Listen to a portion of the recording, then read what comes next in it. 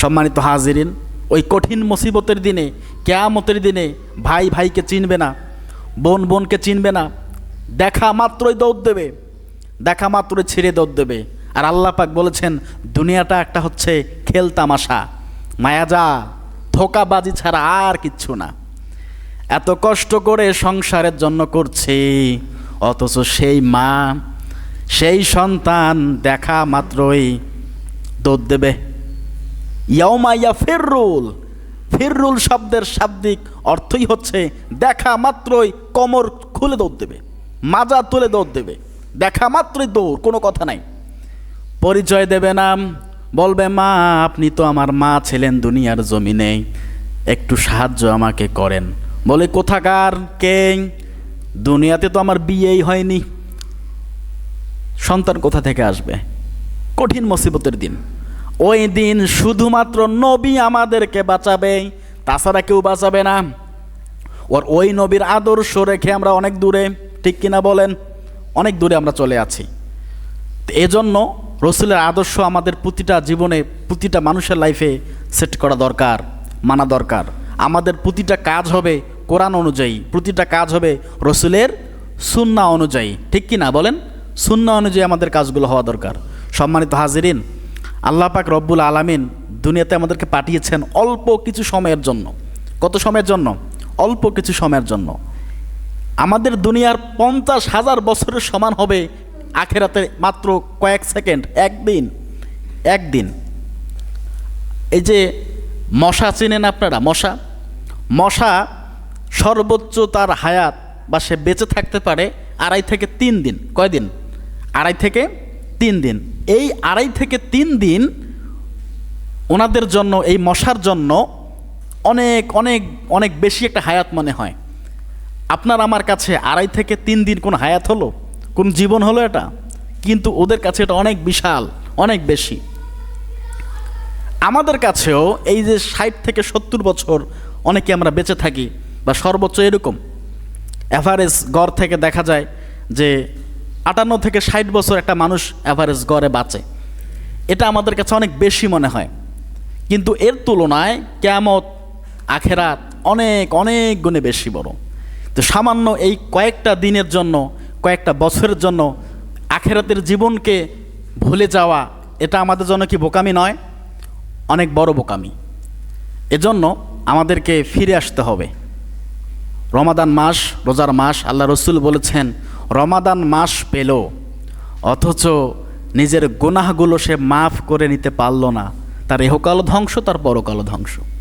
রসুল মেম্বারে উঠলেন, মেম্বারে উঠে 3টা কথা বললেন।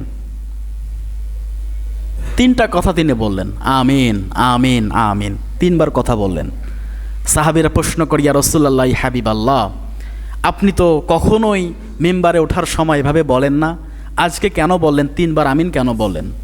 আল্লাহ রসুল বলে 3বার আমিন বললাম তার কারণ আছে।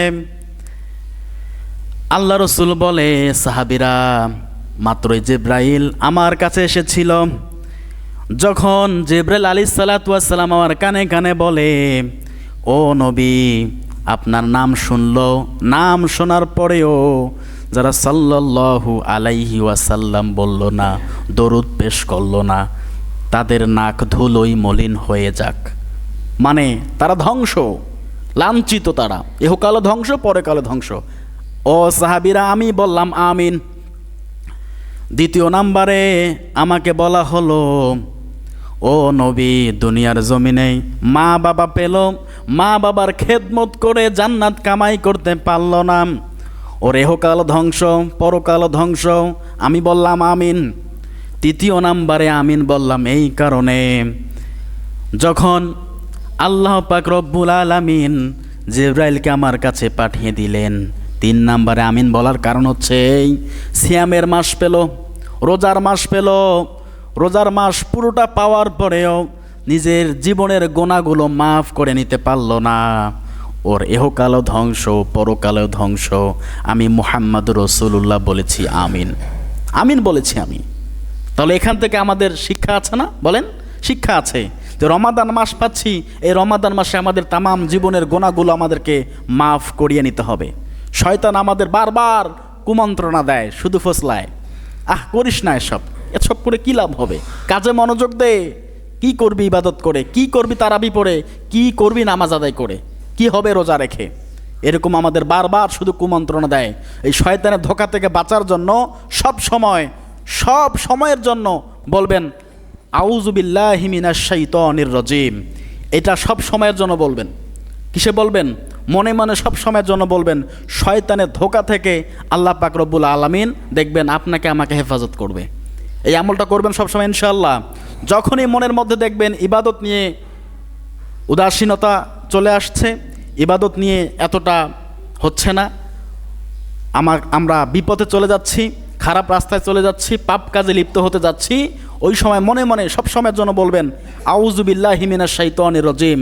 কমপক্ষে 3 থেকে 4 বার বলবেন। যত বেশি বলবেন তত ভালো হবে। তখন দেখবেন আল্লাহ পাক রব্বুল আলামিন শয়তানের ধোঁকা থেকে, শয়তানের কুমন্ত্রণা থেকে আল্লাহ পাক আমাদেরকে হেফাজত করবে। এ শাব্দিক অর্থ জানেন আপনারা? আমি বিতাড়িত শয়তানের কাছ থেকে, শয়তান থেকে আল্লাহ পাক রব্বুল আলামিনের নিকট আশ্রয় প্রার্থনা করছি। শয়তানের ধোঁকা থেকে যদি আমরা আল্লাহ পাকের কাছে আশ্রয় প্রার্থনা করি, আল্লাহ পাক কি আমাদেরকে শয়তানের ধোঁকা থেকে বাঁচাবে না? বলেন, অবশ্যই বাঁচাবে। এজন্য সব সময় বলবেন, মনে মনে বলবেন। যখনই মনে হবে, যখনই ফাঁকা পাবেন, সময় পাবেন, ফ্রি থাকবেন, বলবেন আউযু বিল্লাহি মিনাশ শাইতানির রাজিম।